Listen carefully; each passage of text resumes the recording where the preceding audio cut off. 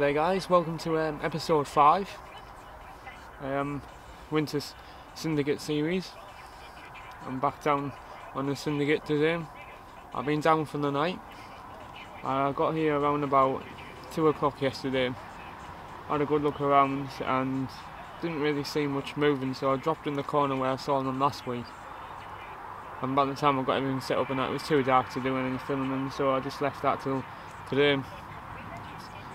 Nothing happened last night. Had a few liners on the left hand rod and they were quite savage liners, so I don't know if I'm being done on that on the rig and they picked it up and managed to get away with it or not, I don't know. Been hearing from the bay there's nothing's been out for over a month now, so I don't know what's going on. I'd say October. The temperatures are still 10-11 degrees, it's about 11 degrees today. It's been like this for most of November. We haven't had much harsh weather to put them off feeding yet. The water temperature hasn't dropped too much, so I don't understand what's going on. They've completely shut up shop for some reason, and they're not up for feeding. In this episode, I'm going to show you how to tie a stiff hinge rig that I've used to good success in other places, and it's great for fishing over debris on the bottom. If you're not sure what the bottom's like, it's one of them cast anywhere rigs, and one of my favourite to use. Because the chod rig's overused now. I think the hinge stiff rig is much better. There's too much getting away with the chod rig, so I stopped using the chod rig and went on the hinge stiff rig, and it made a heck of a difference.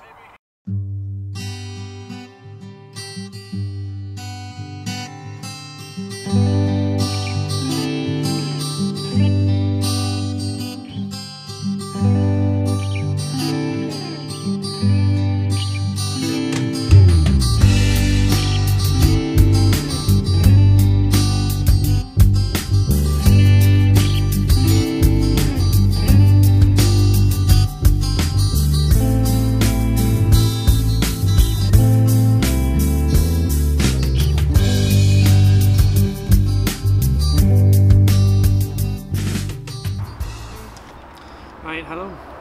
We're a hinge stiff rig. I started using it about a year ago instead of the chod rig, because just everybody's used the chod 10 times over, so I thought I'd try something a bit different. The way it's set up, and I caught a lot more fish off the hinge stiff rig than I did with the chod rig. It's the same principle, it's still got the choddy section, but it's got a nice stiff boom. It depends, there's loads of varieties. It depends what you're fishing over, because the stiff boom works fine over like silt or anything that's sort of sticking up. So if you use a stiff boom over weed or anything, it's going to make the rig stick up in the air like that, which you don't want. So from fishing, I know it's fishing over weeds. Most of the time now I just use a soft fluorocarbon hook link, like for the link material, or braid. I don't use the stiff anymore really, so it's a variation of the hinge stiff rig rather than it being like the actual hinge stiff rig. So the materials and stuff you need, here's what you need.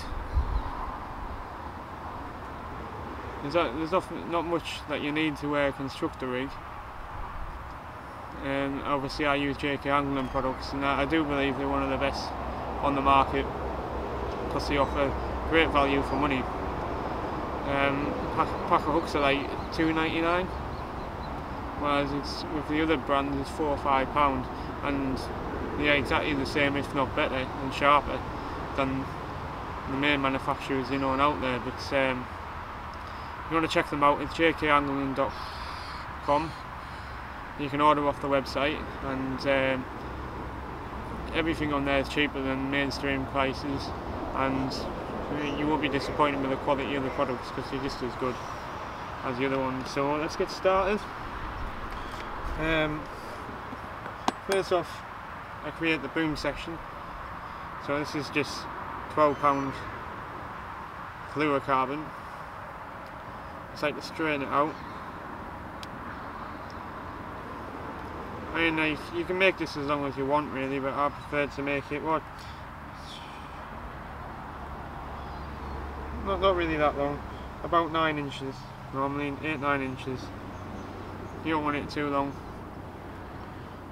Now what you do is you get swivel. I prefer the size 10s because they're a bit smaller, so they work better with this rig, I find.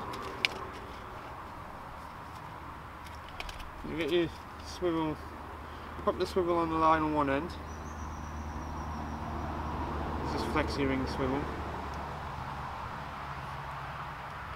and it's basically all you're doing is a figure of 8 knot with the swivel inside of it. So you do a figure of 8 knot.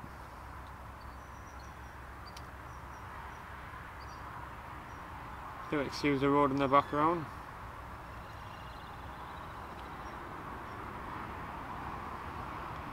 Figure of 8 knot. Now before you tighten that down, you need to make sure you have something like the braid stripper tool. You pop that in the loop because you want that loop perfectly round. So if you go and tighten it up against the swivel, it's going to make a kink where the swivel's been, so you won't be able to get it perfectly round. So then put that inside and then just tighten it up. Don't forget to wet the line. Like so. And you see how that swivel, the loop, sorry, it's perfectly round in there. The bigger the better. That helps the flexibility of the rig. So just cut off the excess off the end of that. Now I'll have the chod hook links already tied up. As you can see here, this one's already tied. I just need to chop this end off, and I'm only doing this for demonstration purposes, so you'd normally chop that off and then blob the end with the lighter just to make sure it won't move. Now I have loads of chod hook links already set up and ready to go. What I do is I keep them in an old PVA stick container, set off in a bit of foam just from your general plastic or your sand shoes, your slippers and stuff like that, and I just put them inside, so then I can have like plenty of them ready to go. I normally have more. I normally have about 10 on here, and it saves you having to tie them up at the time. It keeps them nice and safe, and you're not going to lose the sharpness in there. It's a good little tip for you. Now when I'm tying the chod hook link, I prefer to use a whipping knot rather than a knotless knot, because a knotless knot is just because you want this deep, perfectly in line with the shank of the hook, and if a knotless knot, it doesn't get it quite right in line, and it's a much more fiddly because you've got to put it through the eye 3 times, where the whip knot it's only twice. So if you look up whipping knot on the internet, I know it takes a while. It took me about a week or 2 to get practice, to get good enough at it to be able to tie them as quickly, but once you do, there'll be no going back, because it's easier than the knotless knot, especially for chod rigs, and it makes that D perfectly in line. As you can see, this is size 8 choddy hook. In the D is just a rig ring, medium rig ring, and tied to that's just a size 10 swivel with the flexi ring attached to this. Alright, we put a blob of putty over the end of the knot. That's just it sinking. You don't want it sinking really quickly, but you don't want it sinking dead slow either. So I like it to just dunk down. So more putty on until you get the right balance between sinking slowly and sinking heavily. Right, so we tie that one on the end. It's exactly the same as the other. You just grab the ends, thread it through the eye of the swivel, and again it's the same type of knot, which is a bit more tricky to get all of this through. The bigger the loops are in the link, the better. So just thread that through.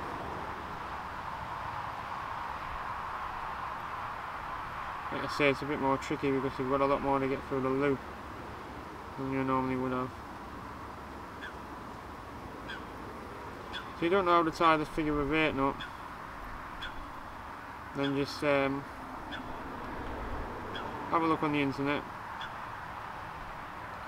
It's one of the best knots for this type of rig, because all the other loop knots seem to take it out of line, whereas this keeps the line so perfectly in line when it exits the loop. So just spin it a few times round inside like that. This gets the loop nice and round. And then pull it tight. Careful of the hooks, you don't want them going in yet. And there you go. Chop the excess off.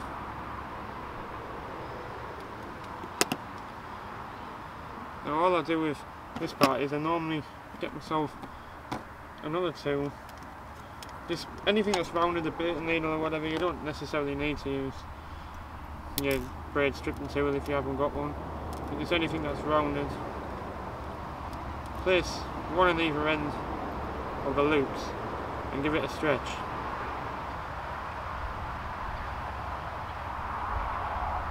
Like so, and stretch it out. Just make sure the knots are tightened up, and it makes that section nice and straight. And when you're doing this, it's also making the loops more loopy like that. And there you go. You see how straight that section is now.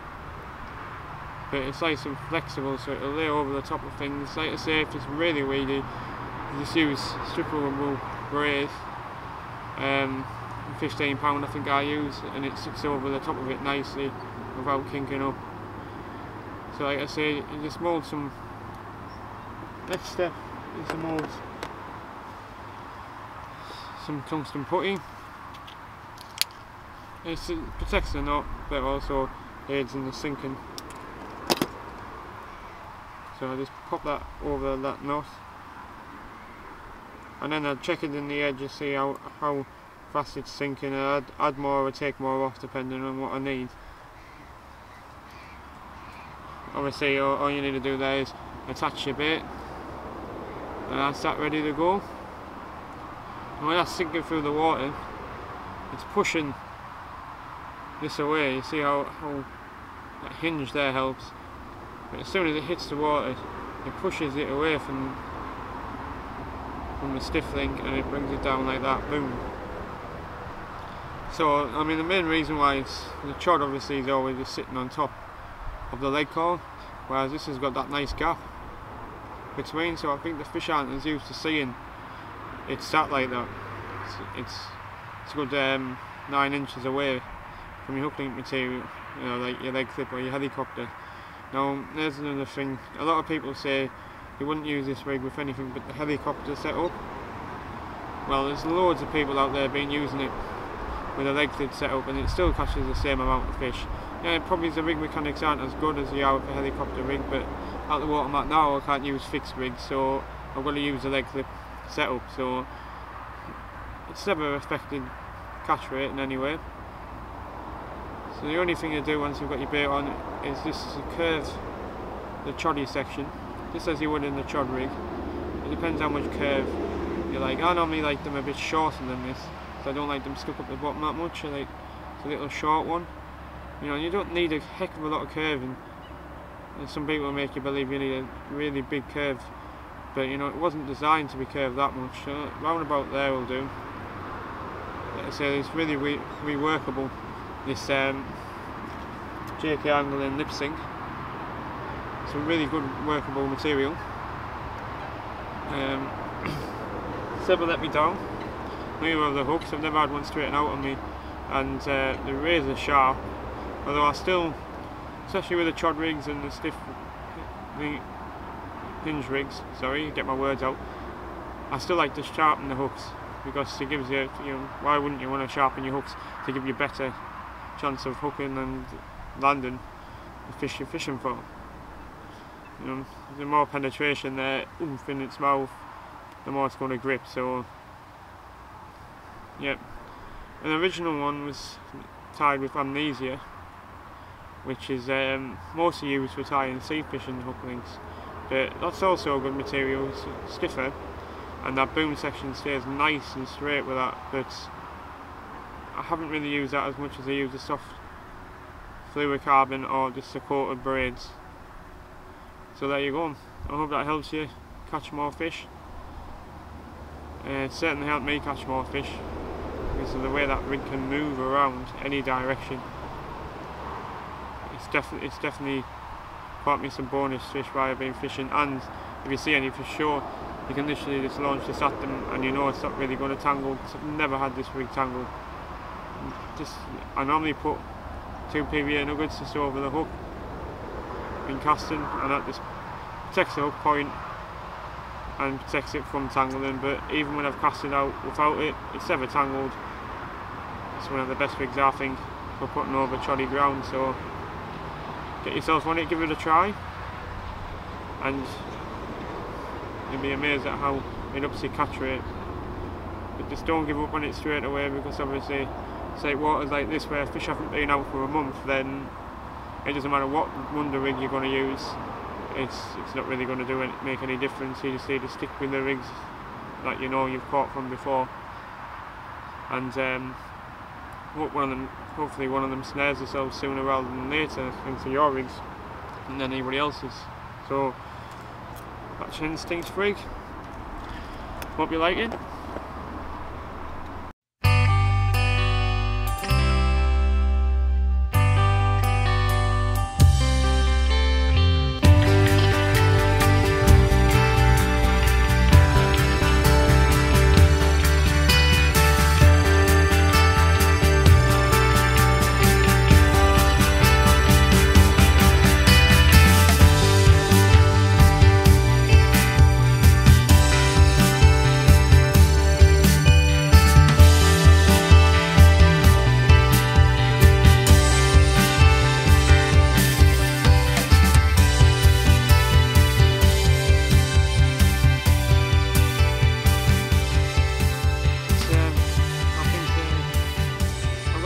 Ahead of me, I think, but I can't make my mind up what I should stay or should go.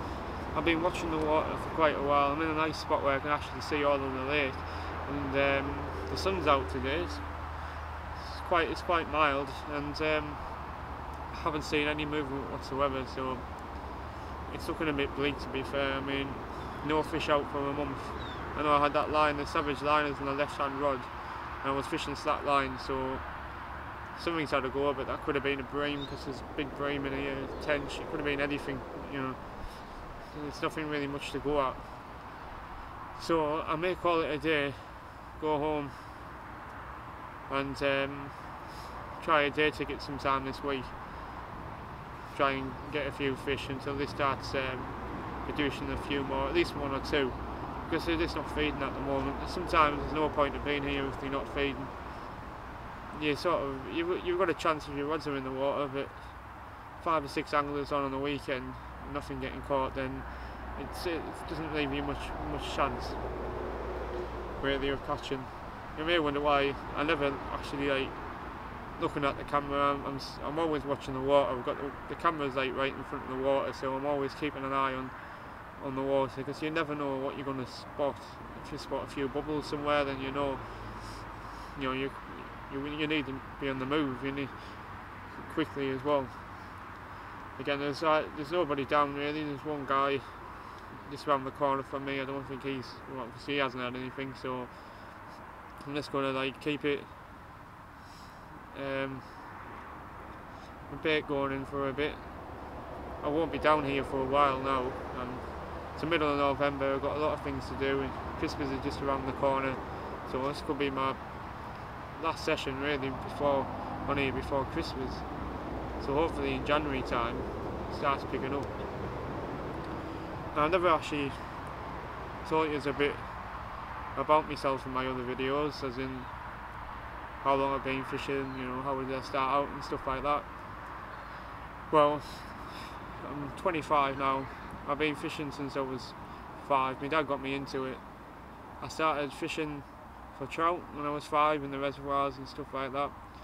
I got into that, then a bit of sea fishing as well.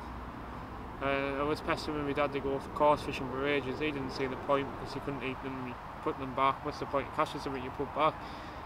Now eventually I persuaded him, all that persevering.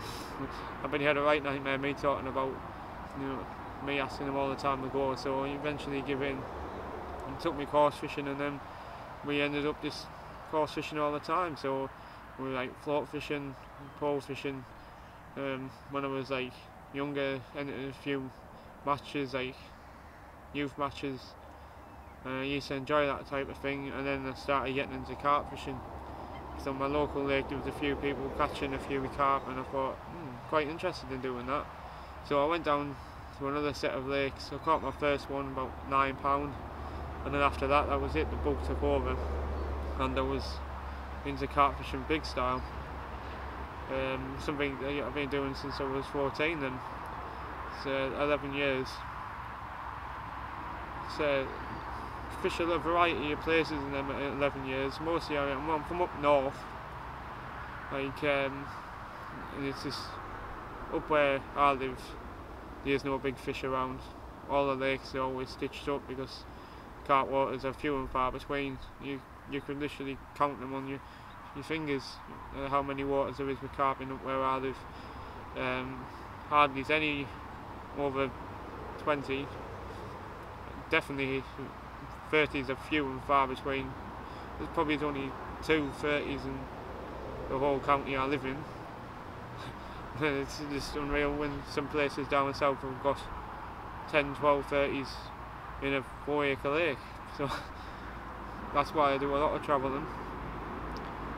Spent a lot of time down Cambridgeshire this year, but it's too far. It's 180 miles for me, so it's 360-mile round trip, and I was doing that for 24-hour sessions, and by the time I finished I was absolutely knackered. So I'm sort of wanting to fish closer to home, around about the 100-mile mark is what I'll go now. So it's a 200-mile round trip, 240 miles if I go to A1 pits, but it's not that bad. My personal best isn't really that great. It's only 21.5 pound. I had a 20 this year from Ladywood Lakes, which you've seen in the earlier videos, but that was just a scraper 20. I've had about 3 or 4 of them now, all just scraper 20s. Definitely bigger fish in here. The average in here is 27, 28, so good chance of a new personal best. But it's not for the want of trying, because the thing is, the waters I've fished up north, I haven't held the fish to get a bigger personal best really. That's the thing. Most of them were lower 20s, not many high 20s, so the chance of getting a personal best was always slim. So whereas now I'm fishing waters that's got the bigger fish in, there's more chance. It sort of flourished from there really. I do a lot more of it now than I used to. Once I started driving, can get around a lot more, and that's basically my fishing story of how it all started. I absolutely love it. I can't get enough of it. I love being out here around the nature, the lake, watching it change through the seasons, especially springtime when it starts, all the trees are budding up and stuff like that. Lakes look absolutely amazing. It's not only about catching carp, it's about the wildlife, it's about being here. There's nothing more exciting than just hoping and wishing you're going to get a fish, and you don't know how big it's going to be. It's magical, I think. And I think a lot of people get lost in all the big fish malarkey. You need to catch 30s, 40s, and you're not good enough. But it's not the way it goes. It's what you're happy catching, and I'm just happy catching fish. Obviously I started fishing harder places now, a lot harder. I mean, the Cambridgeshire water was ultra hard. I don't think I was ready for that type of challenge really, not yet. But neither is anybody else, I suppose. You're never going to be ready. You've got to get on them. It makes you a better angler overall, because you think about it. I know I've started thinking about it a lot more this year than I have any other year. Thinking about fishing the right spots, putting the right bait out, how much I should put out. Looking for fish, being up early, looking for signs of bubbles, surfacing fish, anything rolling. Just always on the lookout now, because all I want to do is catch fish. So yeah, I think that'll probably be it for this episode, because I think I'll be going home today. It's just not doing anything. There's no point in being here when it's not producing any fish. I don't understand why it's not. I can't understand, with the temperatures being so high at this time of the year, the fish aren't feeding since beginning of October. It's strange, because they normally go on a winter feed up at that time. So if anybody's got any answers for me, please put them in the comment section below, because I'm out of ideas. So thanks for watching, guys. I'll see you in the next